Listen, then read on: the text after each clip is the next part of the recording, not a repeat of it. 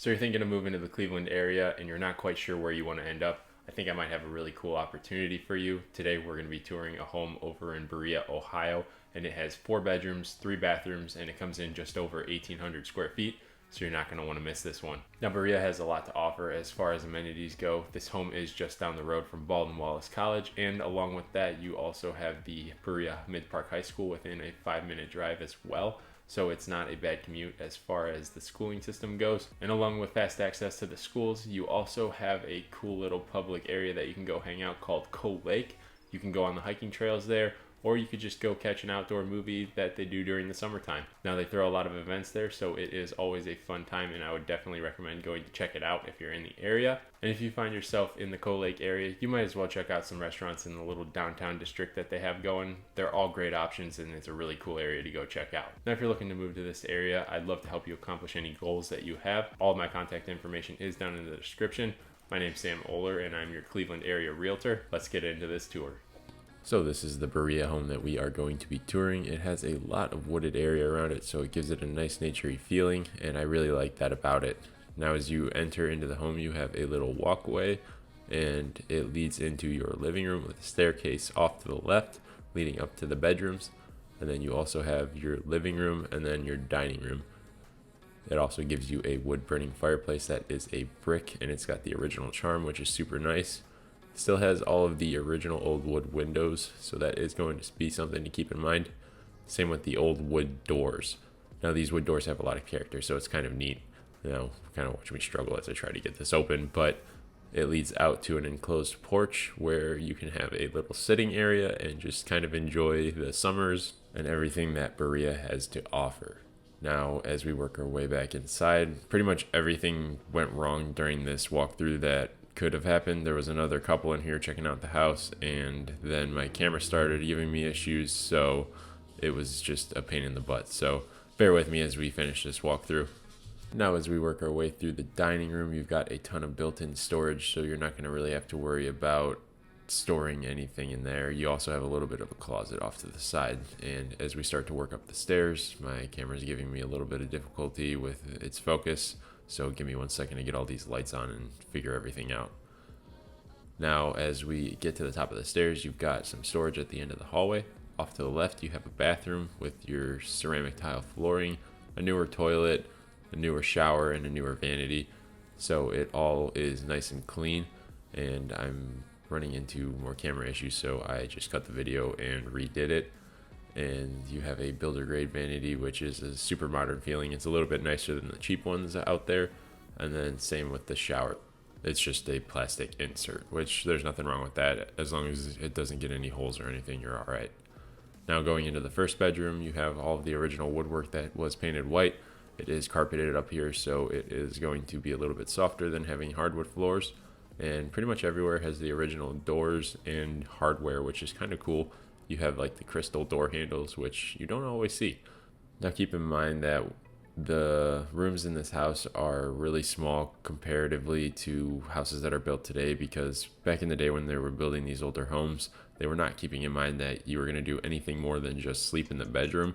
So they're big enough for just a bed and maybe a dresser. They weren't planning on having a desk or anything in the bedroom. Most times people had separate rooms for that. So now as we go back down the stairs, you're going to see all of the beautiful hardwood on the first floor, and it flows throughout and up the stairs, and it is just absolutely gorgeous. So this house has a lot of original charm that I absolutely love. So as we start to work our way through the kitchen, we're going to end up downstairs, but the people that were touring this home were also in there, so I'm going to skip that part, and I'm going to get a light on because this basement doesn't have a ton of lights to choose from. And you have a little cellar here with some water and some extra storage, so you can store paint and other things like they did. And then you've got a newer hot water tank, which is super nice. And then working our way over to the furnace, it looks like it's a high efficiency furnace, so it is newer. Now having these newer mechanicals is going to save you a lot of pain because they're pretty expensive to replace. Your furnace, you could be looking anywhere from like 3,000 to 5,000. Hot water tank, you're probably around 1,000. newer electrical panel that is pretty nice to have. It looks like it's got newer wires running into it. And as we were walking around, I noticed a little bit of knob and tube, but I'll show you that in a second. Now that is newer plumbing as well. It's not the old cast iron that they used to use.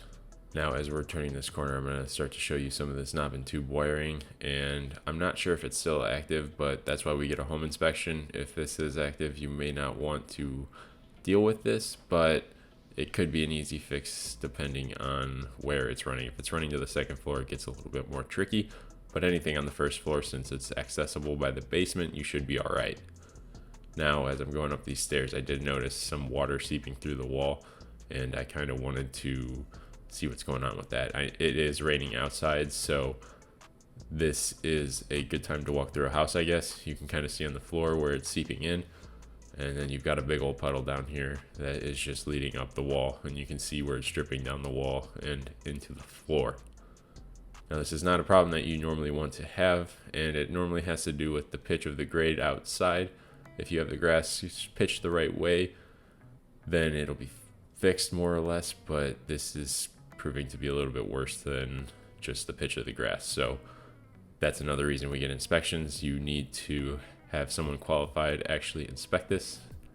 I'm just saying what has worked in the past for me, but it seems to be coming through this window and like just below it. Now we're losing focus again here, but we're going to work our way back up into the kitchen and take a quick look at that while they're still talking. And it's a decent kitchen. You've got your wood cabinets and a laminate countertop along with a double bay sink. So over here you are going to put an electric range and your refrigerator right next to it. And off of the kitchen you have a half bath, which is pretty convenient for on the first floor because you don't always get those in the older houses. So you're not going to have to run upstairs to use the bathroom. And I think this house had an addition because this isn't normally on the first floor either. You have your washing machine room along with your dryer room, so you can do your laundry on the first floor. You're not going to have to go all the way downstairs. Now moving into this little walkway, I'm not quite sure what they used it for. I guess it could be a little nook for a desk or something, but this is where the addition really stands out to me because everything is a lot newer than the house and it has the vaulted ceilings.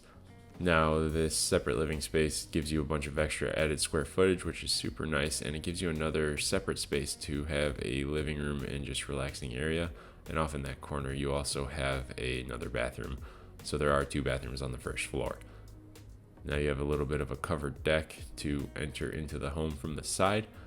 And off of the back, you have a 1-car garage, more of a 1.5 car garage. So you have a little bit of storage on the side. And then you don't have a huge backyard, but it's just enough to have an animal or something along the lines of that. If you made it this far into the video, I want to say thank you. It shows that you might be looking to move to Berea or maybe another suburb of the Cleveland area. If you are, I invite you to reach out to me. All of my contact information is down in the description, along with all of my social media. And if it makes it a little bit easier for you, you can feel free to call or text me here. And if you find yourself down in the description, I want you to hit that like button because it is going to help me out a ton. But with all that being said, I'm going to leave the video here. I'll catch you in the next one.